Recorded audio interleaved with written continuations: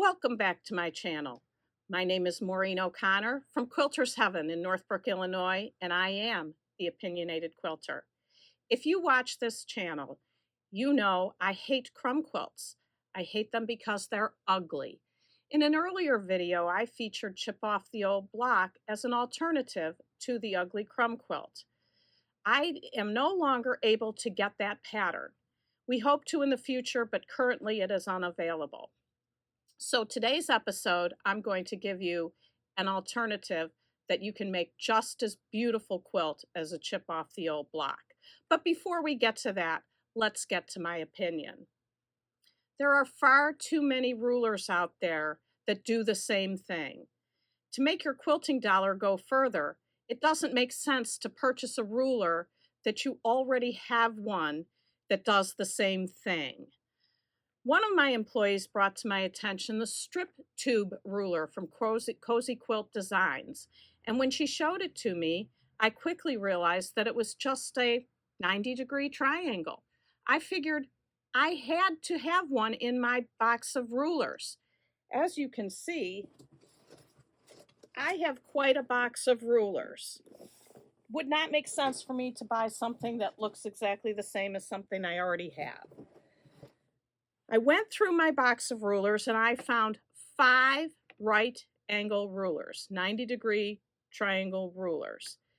And I followed the strip tube ruler instructions and made a strip set. Now there's many variations of these strip sets. I used 2.5-inch strips on one side and 2.5-inch strips on the other side. Next, you sew the 2 strip sets together, 1/4-inch seam allowance on either side, forming a tube, hence the name strip tube ruler. The ruler that I found the closest to the Cozy Quilt Design ruler was my Fons & Porter Easy Diagonal Set ruler.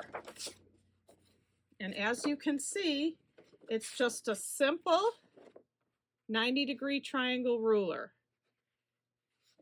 I followed the instructions from Cozy Quilt Designs and laid my line that I chose that fits the strip set the best on the sewing line, not the edge of the fabric.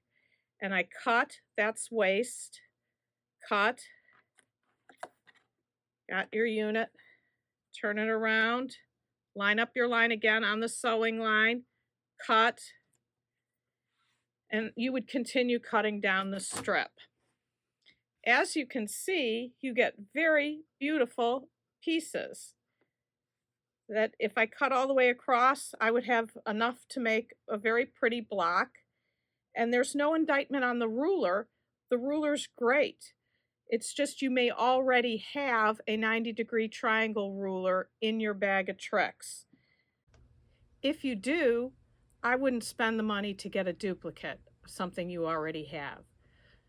That's it for my opinion. Let's get to today's episode. I'd like to show you an alternative to the ugly crumb quilt. This is my new version. This is the old version, the Chip Off the Old Block, for which I can no longer get the pattern, at least currently. I hope to in the future. So for now, this is my new crumb quilt, and I think it turned out beautiful. So let me show you how to make it. Very simple. You start with a 2.5-inch square, and then you sew 2 1.5 by 2.5-inch rectangles to either side of the square. Then you have a unit that looks like this. You sew 2 2.5-inch by 1.5-inch rectangles together for each side, and then you sew them onto your square rectangle piece. Then you get a piece that looks like this. And again, you sew together 2 rectangles and sew them together and sew them onto either side. You get a unit that looks like this. The last step is 3 rectangles together. You sew them all together, sew them all together, sew them onto either side of your unit, and you now have your block. easy peasy. Uses 16 2.5 by 1.5 inch rectangles to finish to 1 by 2. It ends up being a 6-inch block, and I laid mine together 8 by 10, so it's 80 blocks. So you used 80 2.5 inch squares, and you get 16 per strip of fabric. So you need 5 2.5 inch strips of fabric to get this. Now, the one thing, if you recall, that I loved about the chip off the old block pattern is you didn't need to add anything else to it. When I attempted this block the first time, and I used 2 rectangles here as well, it was just too busy. It was just too much. I had to do something to calm it down. So I did find this purple in my stash. So that's my challenge to you, is to make this quilt without adding something else you had to go buy from the store. Find something in your stash.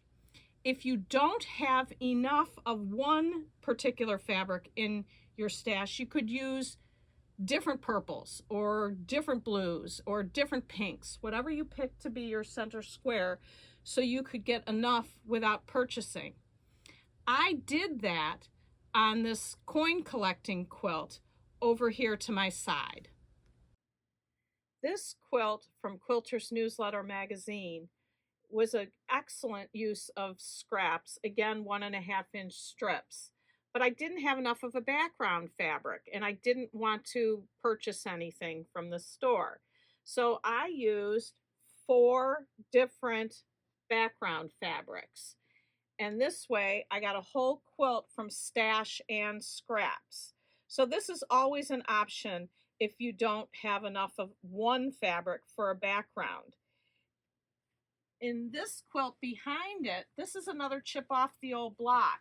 And the reason I wanted to show this one to you today is when I first made this and put these blocks together, it was just way, way, way too busy.